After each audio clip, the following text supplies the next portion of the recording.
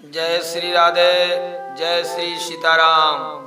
सुनते हैं भक्तजनों, बहुत ही सुंदर कहानी। इस कहानी को सुनकर मैं अपने जीवन को किस प्रकार सुधार सकते हैं, तो सुनते हैं ये बहुत ही सुंदर कहानी। देर ना करते हुए, एक समय क्या हुआ, एक गांव में दो नवयुवक रहते थे। वो बड़े भाव भक्ति के साथ साथ साथ पढ़े थे और साथ साथ ही रहते थे। जब उनकी शादी हो गई, उनका घर भी आमने और सामने ही था। जब उनका विवाह हो गया, पत्नी घर पर आ गई। एक समय क्या हुआ, दोनों बैठे हुए मित्र आपस में विचार कर रहे थे। एक मित्र कहने लगा, अरे भाई, हमें जितने भी ज्ञानी पुरुष मिले हैं, उन्होंने एक ही बात कही है। बोले, क्या कही है? उन्होंने कहा है कि भाग्य से बढ़कर कुछ भी नहीं होता है और हाथों की लकीरों में भी भाग्य होता है। तो भाग्य से सब कुछ मिलता है, बिना भाग्य से कुछ मिलने वाला नहीं है। तो फिर हमें काम धंधा क्यों करना चाहिए? अरे क्यों इधर उधर भटकना चाहिए? मैं तो आराम से लेटा रहूंगा, क्योंकि मेरे भाग्य में होगा वो तो अवश्य मिलेगा। अगर भाग्य में नहीं है तो कहीं भी भटकने से कुछ मिलने वाला नहीं है। दूसरा मित्र कहने लगा, अरे भाई, तुम्हारी बात तो सही है, लेकिन अब हमारी तुम्हारी उम्र हो गई है, कुछ पैदा कर कर और बच्चों का, बीवी का पेट भरने का समय आ गया है, तो हमें कुछ परिश्रम अवश्य करना चाहिए। दूसरा मित्र कहने लगा, ना ना, भाग्य से सब मिल जाएगा, अरे परेशान होने की जरूरत नहीं है। तो वो मित्र कहने लगा, नहीं भैया, मैं तो परिश्रम अवश्य करूंगा, कुछ भी हो जाए, क्योंकि मेरे दादा परदादा भी कहते थे, बेटा मेहनत करोगे तो सब कुछ मिलेगा, अगर मेहनत नहीं करोगे तो कुछ भी मिलने वाला नहीं है। मैं अपने दादा परदादा की बात को मानूंगा, मैं उन ज्ञानी पुरुषों की बात क्यों मानूं?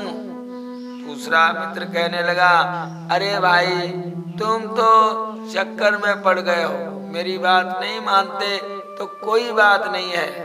दोनों मित्र आपस में बतलाने के बाद अपने अपने घर चले गए। एक मित्र जिसका नाम था ज्ञानीदास, तो ज्ञानीदास तो अपने ज्ञान के मद में चूर था।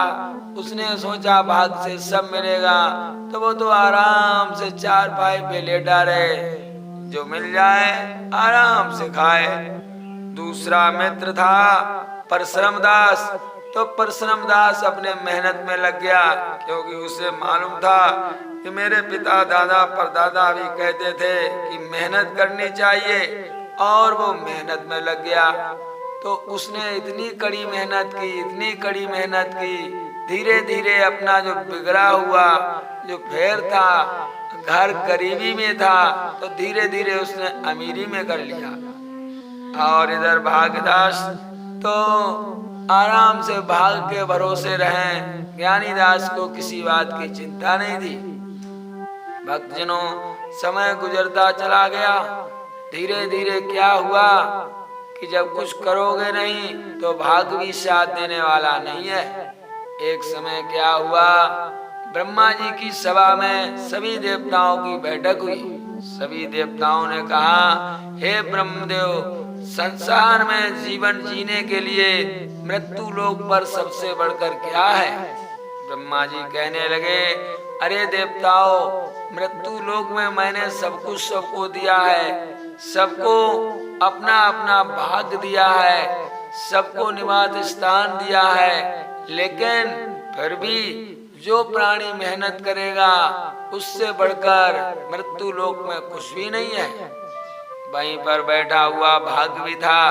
भाग्य कहने लगा, हे ब्रह्मदेव, आपने जिसके जीवन में मुझे अर्पण कर दिया है, धन दौलत माल खजाने से भर दिया है, तो भला वो परिश्रम करे या न करे, उसके लिए तो चारों तरफ आनंद ही आनंद है।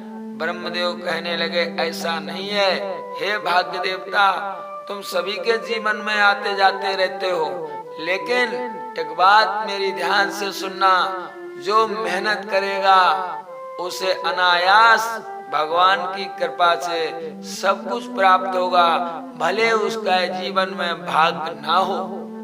भाग्य कहने लगा, हे परमपिता ब्रह्मदेव, मैं ये आजमाना चाहता हूँ। ब्रह्मदेव कहने लगे, जाइए, आप स्वयं समझ जाएंगे कि हमें किनके घर में रहना चाहिए। उसी समय वहां से भाग्य चल दिया और चल करके उसी गांव में आ गया जिस गांव में ज्ञानीदास और परशुराम दास रहते थे। भाग्य सर्वप्रथम ज्ञानीदास के घर पहुंचा, क्योंकि ब्रह्मदेव ने उसके जीवन में बहुत भाग्य लिखा था। तो भाग्य दरवाजे पर पहुंचा, ज्ञानीदास तो आराम से लेटे थे। भाग्य ने प्रणाम किया। ज्ञानीदास कहने लगे, अरे भाई, कौन मुसाफिर हो? कहने लगे, क्या बताएं, मैं वक्त का मारा हुआ हूँ, आपके घर पर आया हूँ, मुझे कुछ समय के लिए भोजन चाहिए। ज्ञानीदास कहने लगे, ठीक है, आराम से रहो, मेरे भाग्य में लिखा है मुझे मिल रहा है, तुम्हारे भाग्य में होगा तुम्हें मिलेगा। अब तो ज्ञानीदास तो आराम से लेटे थे, भाग्य भी बेचारा पास में बैठ गया। अब बैठे बैठे तो समय बहुत हो गया। ज्ञानीदास आराम से लेटे, उन्हें तो किसी बात की चिंता नहीं कि हमारे घर पर कौन आया कौन नहीं आया। भाग्य बेचारा बैठा रहा, न किसी ने पानी की पूछी, न किसी ने भोजन की पूछी। धीरे धीरे शाम हो गई, शाम के बाद रात हो गई, लेकिन उसे किसी ने पूछा नहीं। दूसरी सुबह हुई, भाग्य बेचारा सोचने लगा, अरे मुझे तो पानी तक नहीं मिला, मैं कहाँ जाऊं। दूसरा दिन हुआ, उसी समय भाग्य परशुराम दास का घर सामने था, तो उनके घर की तरफ चल दिया।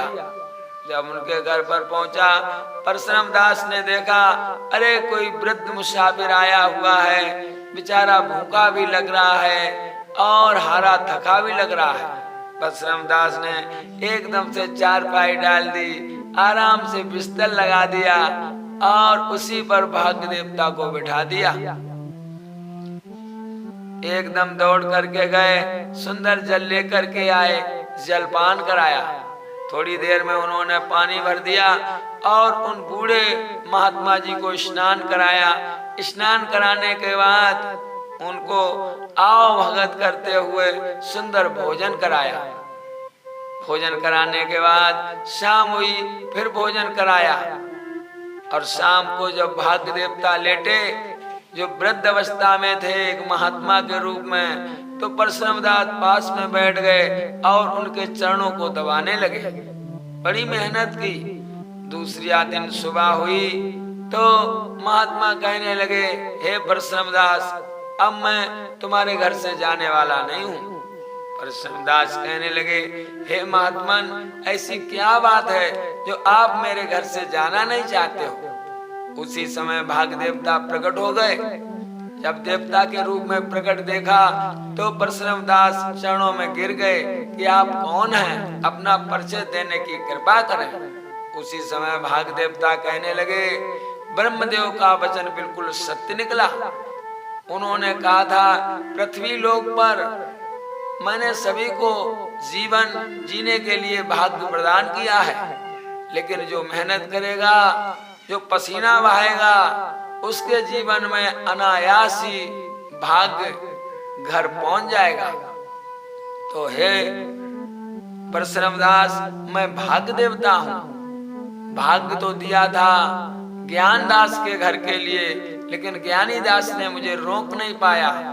और जब मैं आपके घर आया तो आपने मेरी बड़ी सेवा की, बड़ी मेहनत की, इसलिए मैं तुम्हारे घर से जाने वाला नहीं हूँ। अब भले ही ब्रह्मा जी ने तुम्हारे हाथों में मेरा जीवन ना लिखा हो, भाग्य की रेखा ना बनाई हो, लेकिन अब मैं तुम्हारे घर पर रहूंगा और तुम्हारी बरकत करूंगा। इतना कहकर भाग्य देवता अंतर्ध्यान हो गए। परशुराम दास बड़े प्रसन्न हो गए। उसी समय से परशुराम दास का कार्य दिन चौगुना बढ़ने लगा। एक समय क्या हुआ, दोनों मित्र आपस में फिर मिले, बैठे हुए थे तो इधर जो ज्ञानी दास थे वो महागरीब हो गए, उनके पास कुछ नहीं रहा। वो तो बेचारे एक एक कौड़ा के लिए मोहताज हो गए, घर में दरिद्रता आ गई। अब तो वो परशुराम दास के पास बैठे रोने लगे, कहने लगे भैया मैं तुमसे कितना बड़ा धनवान था, लेकिन आज तुम इतने बड़े धनवान हो कि नगर में तुम्हारा नाम है, लेकिन मैं इतना महागरीब हो गया हूँ, हमारे जैसा महागरीब इस नगर में नहीं होगा। अब मैं क्या करूं, मैं तो बहुत परेशान हूं। तभी परशुराम दास कहने लगे, हे मित्र, जीवन में एक ही बात ध्यान रखो कि जब तक जिंदा रहो तब तक परिश्रम करते रहो। अगर परिश्रम करते रहोगे तो जिंदगी में कभी दुखी नहीं रहोगे। अगर इस मंत्र का तुमने ध्यान कर लिया तो समझ लो तुम्हारा जीवन नरक से स्वर्ग में पहुंच जाएगा। भाग्य भी उसी के घर में जाता है जो मेहनत करता है, और जो मेहनत नहीं करता है उसके घर में भाग्य भी नहीं जाता है। तो हे मित्र, मेरा कहा मानो, तुम हाथों की लकीरों और भाग्य के भरोसे मत रहो। जब तक मेहनत नहीं करोगे तब तक हाथों की लकीरों का भाग्य कुछ करने वाला नहीं है, इसलिए आप मेहनत करो। उसी समय से ज्ञानी दास भी मेहनत में जुट गया। धीरे धीरे वो समय आया कि ज्ञानी दास के घर में भी किसी बात की कमी नहीं रही। तो हे मित्रों, हमें भाग्य के भरोसे रहकर चारपाई पे पड़े रहना नहीं चाहिए। हमें मेहनत करनी चाहिए, परिश्रम करना चाहिए। अगर हम मेहनत और परिश्रम करेंगे तो भगवान की कृपा से हमारे हाथों की रेखाएं अपने आप बदल जाएंगी और गरीबी की रेखाओं की जगह भाग्य की रेखाएं उदय हो जाएंगी। तो ये कहानी आपके जीवन के लिए बहुत ही महत्वपूर्ण है। आपको कैसी लगी कमेंट में अवश्य लिखना। सभी भक्तों को जय श्री राधे, जय श्री सीताराम।